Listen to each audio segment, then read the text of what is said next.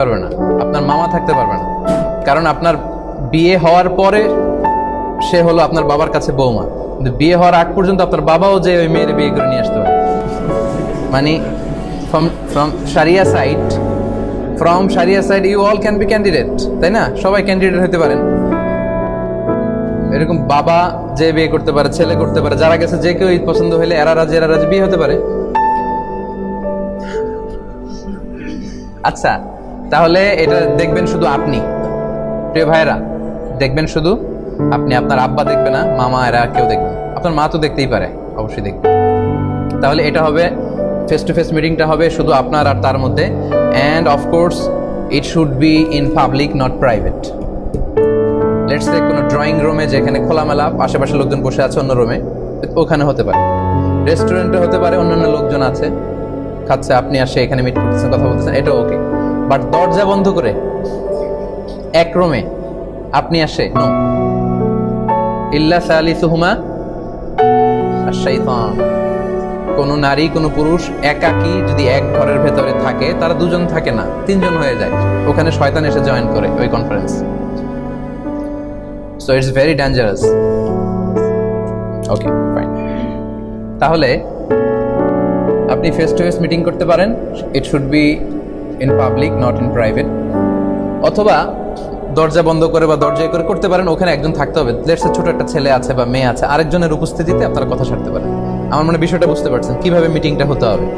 আচ্ছা, phone conversation হতে পারে, নো প্রবলেম, ফোন কনভারসেশন হতে পারে, এতে করে আইস ব্রেকিং হবে।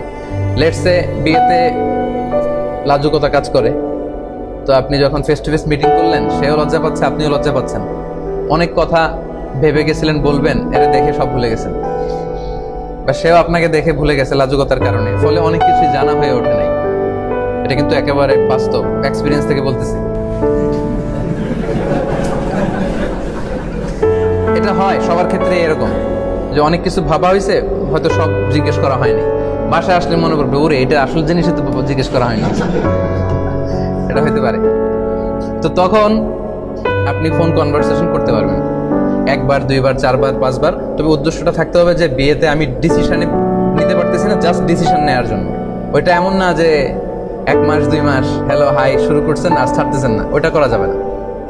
ওইটা যদি ডিসিশন নিয়ে ফেলেন, বিয়ে করবেন, আর না হলে ফোন কনভারসেশন স্টপ করে দিতে হবে। তার মানে বিয়ের পারপাসে এই সব কিছু সারিয়ে অ্যালাউ করেছে, আপনি ফোন কনভারসেশন করতে পারবেন।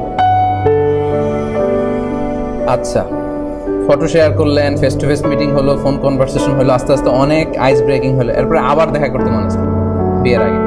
হয় না যে একবার শুধু দেখা হয়েছে, ভালোভাবে তো দেখি নাই, ভালোভাবে তো দেখা হয় নাই, হতে পারে। এটা হাসির বিষয় না, সিরিয়াসলি। আরো 1-2বার দেখা হইলে ভালো হয়, ওই ডেটিংটাও করতে পারবে। মানে pre marriage dating it's okay, only for the sake of marriage. বিয়ের উদ্দেশ্যে আপনি 1টা 2টা 3টা ডেট করতে পারবেন, ইউ ক্যান ডেট। তবে ওই যেটা বললাম, it should be in public, not private. একেবারে একান্তে নির্জনে না, রেস্টুরেন্টে হোক, মানুষ আছে, বা এমন বাসায় অন্যান্য লোকজন পাশের রুমে আছে, লোকেরা তাদের কথা শোনা যাচ্ছে, বা তারা চাইলে এই রুমে ঢুকতে পারবে, এরকম একটা জায়গায় আপনি 1 2 3 4 টাইম এরকম ডেট করে নিতে পারেন, যাতে করে আপনি তাকে দেখে নিতে পারেন। দেখে নেওয়া সুন্নাত ভাই, একেবারেই সুন্নাত। এবার হাদিস শোনেন, এই যে এগুলো বললাম, এগুলোকে আমি নিজ থেকে বললাম কিনা, একটা করে হাদিস শোনাই আপনাদেরকে। সহিহ মুসলিমের বর্ণনা, আন আবি হুরায়রা রাদিয়াল্লাহু আনহু قال, আবু হুরায়রা রাদিয়াল্লাহু তাআলা আনহু বলেন, কুনতু ইনদান নবী সাল্লাল্লাহু আলাইহি ওয়াসাল্লাম, আমি একবার আল্লাহ রাসূল সাল্লাল্লাহু আলাইহি ওয়াসাল্লামের কাছে ছিলাম। ফাআতাহু রাজুলুন, হঠাৎ রাসূল সাল্লাল্লাহু আলাইহি ওয়াসাল্লামের কাছে এক লোক আসলো। ফাআখবারাহু, এসে আল্লাহ রাসূলকে বলল যে আন্নাহু তাযাওয়াজা ইমরাআতান মিনাল আনসার। এসে বলল, ইয়া রাসূলুল্লাহ, আমি তো এক আনসারী মেয়েকে বিয়ে করব, প্ল্যান করে ফেলছি। মানে আম্মা এসে বলছে আমি রাজি, এই সিস্টেমে। ফাকালা লাহু রাসূলুল্লাহ সাল্লাল্লাহু আলাইহি ওয়াসাল্লাম, আল্লাহ রাসূল সাল্লাল্লাহু আলাইহি ওয়াসাল্লাম তাকে বলল, আনাযারতা ইলাইহা, যাকে বিয়ে করবে তাকে দেখে নিছো, তাকে দেখে নিয়েছো, যে ফেস টু ফেসের দলিল দেখে। আনাযারতা ইলাইহা, ওকে দেখে নিয়েছো যাকে বিয়ে করবে? ক্বালা লা, না আমি তো দেখি নাই, শুনছি যে আম্মা বলছে সব ঠিক আছে, এই সিস্টেম। আল্লাহ রাসূল বললেন, ফাযহাব ফানদুর ইলাইহা, যাও দেখে আসো। ফাযহাব, তুমি যাও তাড়াতাড়ি, ফানদুর ইলাইহা, তাকে দেখে আসো। আজীবন যার সাথে সংসার করবে, তাকে না দেখে হুট করে তুমি বিয়েতে রাজি হয়ে যাবে, এটা ইসলামিক নট ইসলামিক এনিমোর, এটা ইসলামিক সিস্টেম না, এটাতে অনেক কমপ্লেক্সিটি দেখা দিবে সামনে। তাহলে অবশ্যই তার সাথে আপনি ফেস টু ফেস মিটিং করে নেবেন সম্মানিত ভাইয়েরা। কথা কি বুঝতে পেরেছেন?